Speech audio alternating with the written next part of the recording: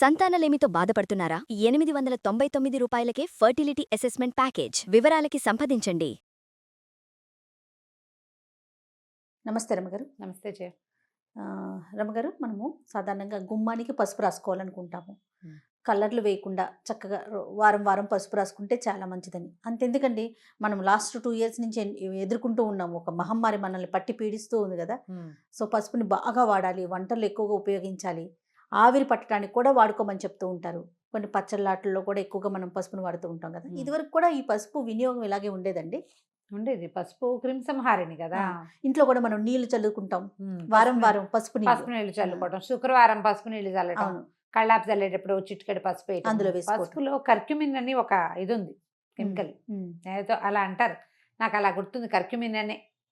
అయితే దీంతో ఇది మనకి శుద్ధి చేస్తుంది, అంతఃశుద్ధి బాహ్య శుద్ధి కూడాను. ఓకే, చాలా హెల్త్ పరమైన ఉపయోగాలు చాలా ఉన్నాయి.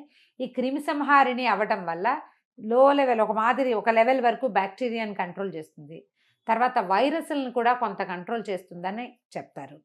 భోజనం చేశాక ఇదివరకటి రోజుల్లో ఇలా చేసేవాళ్ళం, అన్నాలు తిన్నాక కంచాలు తీసేసి ఆ మెతుకుల మీద పసుపు నీళ్లు చల్లి, ఆ నీళ్ళు మెతుకులన్నీ తీసేసి పసుపు నీళ్లు చల్లి తుడుచుకునేవాళ్ళు. లేదా పేడతోటి, ఆవు పేడ, రోజు ఆవు పేడ తెచ్చిపెట్టేవారు, పేడతోటి శుద్ధి చేయటం ఆ ప్రాంతాన్ని. అప్పుడు ఈ ఫుడ్ పార్టికల్స్ కింద పడడం వల్ల ఏదైనా బ్యాక్టీరియా డెవలప్ అయితే, శిలీంధ్రాలు లాంటివి అంటే బూజు లాంటిది ఏదైనా డెవలప్ అయితే వాటితోటి వచ్చే సమస్యలు రాకుండా ఉండటం కోసం విస్తారంగా పసుపు నీళ్లు వాడేవాళ్ళు. మా చిన్నతనంలో అయితే పీరియడ్స్ స్నానం చేయగానే పసుపు నీళ్ళతోటే పోసేవాళ్ళు. మామూలు మనకి అమ్మాయిలు పెద్దవాళ్ళు అయినప్పుడు కూడా పసుపు బాగా వాడతారు, పసుపు నీళ్లు పోస్తారు. దానివల్ల ఏంటంటే బ్యాక్టీరియల్ ఎఫెక్ట్స్ ఏవి లేకుండా ఉంటాయి. కొన్ని ప్రాంతాల్లో మొదటిసారి మెచ్యూర్ అయినప్పుడు పసుపు ఉండలు కూడా మింగిస్తారని విన్నాను. పసుపు ఉండ మింగిస్తారు, అదే చెప్పబోతున్నా. మాకు ఇప్పటికీ కూడా మా ఇళ్లలో ఆ పద్ధతి ఉంది. 4th డే, 4వ రోజున అంత చిన్న 2 పసుపు ముద్దలు మింగేసి నీళ్లు తాగిస్తారు. పసుపు నీళ్ళు పోసి చిన్న ఉండ చేస్తారు, మింగేసి నీళ్ళు తాగిస్తే పొట్ట శుద్ధి అయిపోతుంది. లోపల ఏదైనా చిన్న ఇబ్బందికరమైన వ్యవహారాలు ఉంటే అవి సెటిల్ అవుతాయి. ఓవర్గా ఉంటే తగ్గుతుందని, అవ్వకపోతే సరి చేస్తుందని, లోపల శుద్ధి చేస్తుందని, ఆ లోపలికి వెళ్ళిన తర్వాత ఆ ఉన్న సమస్యని అది తీరుస్తుంది. పీరియడ్స్ అప్పుడు విస్తారంగా వాడతారు పసుపు.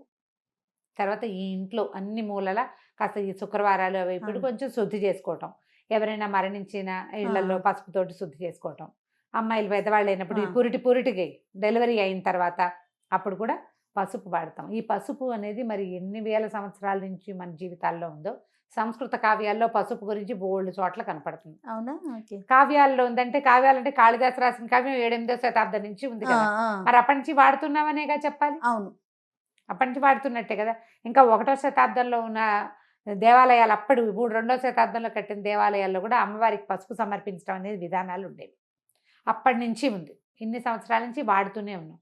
దాంట్లో ఉన్న ఔషధ గుణం మనం తెలుసుకున్నాక ఆయుర్వేద శాస్త్రరీత్యా వైద్యానికి చాలా ఉపయోగపడుతుంది. కాబట్టి పసుపుని మన రెగ్యులర్ వంటల్లో, ఇళ్ళు వాకిళ్ళు శుభ్రం చేసుకోవటాల్లో, బట్టలు శుభ్రం చేసుకోవటానికి, శరీరం శుభ్రం చేసుకునేటప్పుడు నలుగులోకి కొంచెం పసుపు వేసుకోవటం, ఇవి అలవాటు చేసేసారు. ఇది పైగా మనకి పసుపు పవిత్రమైన దినుసుల్లో ఒకటి. అవును, అమ్మవారికి పసుపు కుంకుమ సమర్పిస్తాం. పసుపు స్త్రీలకి అత్యంత అవసరమైనది. ఇది వరకు నీళ్లలో తిరిగేవాళ్ళు, బాగా తడిలో తిరిగి పని చేయాల్సి వచ్చేది, నీళ్లు తెచ్చుకునేవాళ్ళు, కాళ్ళు పాడైపోతుండేవి.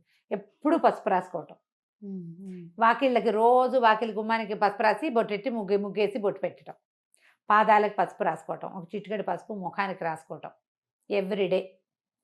ఆ తర్వాత ఇప్పుడు మనం ఈ డూష్లు అవి చాలా వచ్చినాయి కదా, వాష్లు అంటే మా ప్రైవేట్ పార్ట్స్ వాష్ చేయాలి, అది పసుపుతోటి వాష్ చేయించేవాళ్ళు ఇది వరకు, పసుపు నీళ్లతోటి. మనకు చాలా కనపడుతున్నాయి అడ్వర్టైజ్మెంట్స్ కూడా. మనం దీన్ని వాడుకోవచ్చు పసుపుని. అయితే ఈ పసుపుని కొని ప్యాకెట్లలో ఉన్నది కాకుండా మనం పసుపు కొమ్ములు తెచ్చుకుని చక్కగా కొట్టి 2 దెబ్బలు కొట్టేస్తే పగులుతాయి. మంచిగా ఎండబెడితే బాగా చక్కటి మంచి రంగున్న పసుపు వస్తుంది.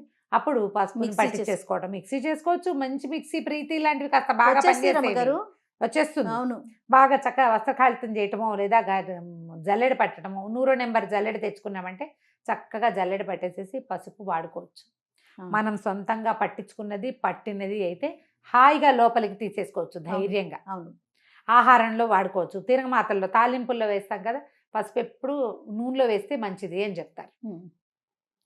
కూరల్లో పైన చల్లుతాం కదా, కూరల్లో వేస్తాము, చారులో వేస్తాము, పులుసులో వేస్తాం, పులిహారల్లో వేసుకుంటాము. చాలా తాలింపులు పసుపు లేని తాలింపులే ఉండవు మనకి. అవును ఒక చిటికెడు పసుపు తప్పకుండా వేస్తాం. దానివల్ల ఏంటంటే అలా అందులో ఉన్న కర్క్యూమిన్ వల్ల ఇంత అంతర్గతంగా లోపల ఉన్న పేగులు అవి శుభ్రపడతాయని. ఆహారం శుద్ధి అవుతుందన్న పాయింట్ ఒకటైతే ఓకే. మనకి ఆరోగ్యానికి మంచిది కాబట్టి దీన్ని వాడుతూ ఉంటాం. ఒకవేళ మనకి గుమ్మానికి పసుపు రంగు ఉన్నప్పటికీ కనీసం శుక్రవారాలైనా వాకిలి గుమ్మాల దగ్గర శుభ్రంగా కాస్త పసుపు రాసి కనుక బొట్టు పెడితే బయట నుంచి చెప్పుల ద్వారా వచ్చేటువంటి బ్యాక్టీరియాని మనం కొంత నిరోధించగలుగుతాం.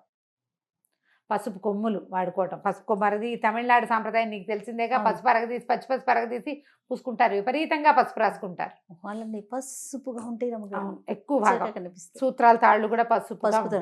ఈ స్నానాలు చేసేటప్పుడు శుక్రవారం తలంట్లు పోసుకునే వాళ్ళు, శనివారాలు తలంటి పోసుకునే వాళ్ళు ఉంటారు కదా, సున్ని పిండిలో తప్పకుండా పసుపుని వేసుకుంటే శరీరం మీద మచ్చలు అవి తగ్గిపోతాయి. హెయిర్ గ్రోత్ తగ్గుతుంది అంటారు కానీ ఏమో అదంతా బాగా అనిపించదు నాకు. కానీ కొంచెం కలర్ చక్కగా ఉంటుంది, శరీరపు రంగు బాగుంటుంది. అంతంత పసుపు వేసుకుంటే ఎల్లో కలర్ వస్తుంది. ఒక చిటికెడు పసుపుని కూడా యాడ్ చేసుకుంటే కనుక పసుపు చాలా విధాలుగా ఉపయోగపడుతుంది. రమ్మగారు ఏ వయసు వారు తీసుకోవచ్చు అంటారు పసుపు? ఉండలు ఈ పిల్లలు పెద్ద మనిషి అయిన వయసు అప్పటి నుంచి కూడా చూసుకోవాలి. మనకి అతివేడి చేస్తుంది కొంతమందికి, యూరిన్ బర్నింగ్ లాంటివి వస్తాయి. అలాంటివి ఏమీ లేకపోతే పొట్టలో ఏదైనా ఇబ్బంది ఉందేనే అనిపిస్తే కనుక అప్పుడు తప్పకుండా వేయచ్చు. మేనోపాజ్ స్టేజ్లో కూడా వేసుకోవచ్చు. మనకి పీరియడ్కి సంబంధించినవి, గర్భాశయానికి సంబంధించిన వ్యాధులు ఏ ఉన్నా సరే మంచి పసుపు ఇంట్లో పట్టుకున్నది 2 కుంకుడు గింజలంత ఉండలు, 2 ఉండలు పీరియడ్ వచ్చిన 4th డే స్నానం చేసేస్తారు. పసుపు రాసుకుని స్నానం చేయటం, 2 ఉండలు పొద్దున్నే ఇచ్చేస్తే చాలా బాగా ఉపయోగపడుతుంది. పరగడుపుని తీసుకోవటం, పరగడుపుని వేసేసుకోవటం ఏంది, పిల్లలకి అది అలవాటు చేసేయాలి జయ. పిల్లలకి ఎలా తింటారు, ఎలా మింగుతారు, గొంతు కడ్డం పడుతుంది, అడగకూడదు అట్లా. టాబ్లెట్లు మింగరు, అంతే అలాగే అలవాటు చేయాలి. చేస్తే పొట్ట కూడా బాగుపడుతుంది కదా. అదైనా తర్వాత ఇంకొకటి, పసుపుతో నేను రెగ్యులర్గా చేసే 2 రెమెడీలు చెప్తా. అలర్జీ కాఫ్ వస్తుంది కొంతమంది, గట్టిగా ఏదో దుమ్ముకి దగ్గు వస్తూ ఉంటుంది, పొద్దున్న లేవగానే చిక్కు తుమ్ముతూనే ఉంటారు.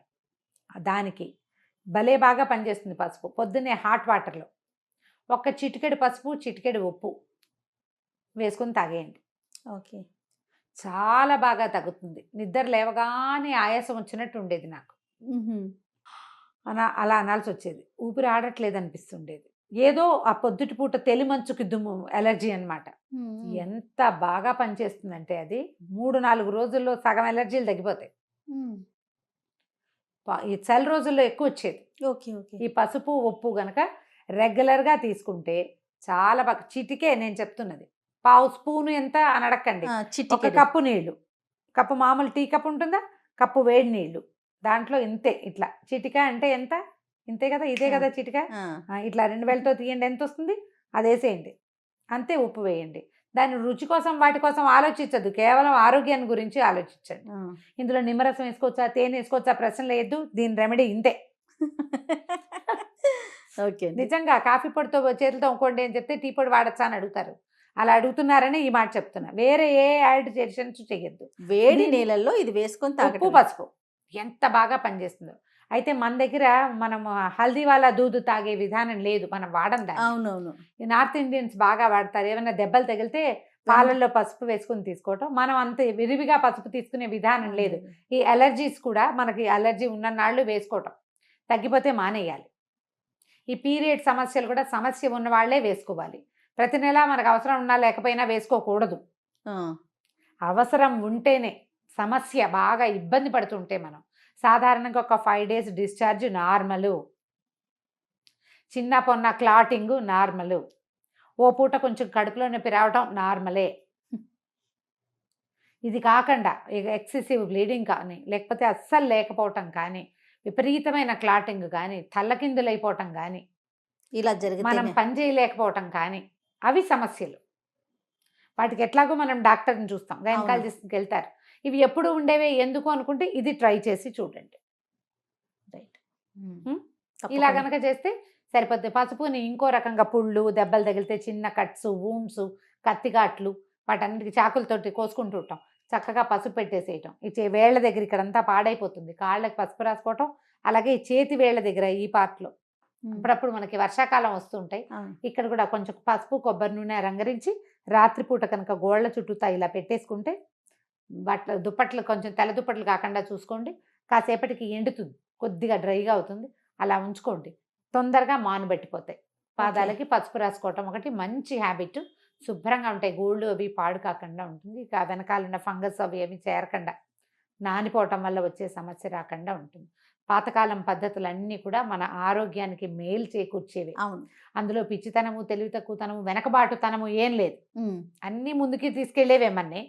అవి సరిగ్గా అర్థం చేసుకుని ఆచరించాలంతే. తప్పకుండా అండి. నమస్తే. నమస్తే.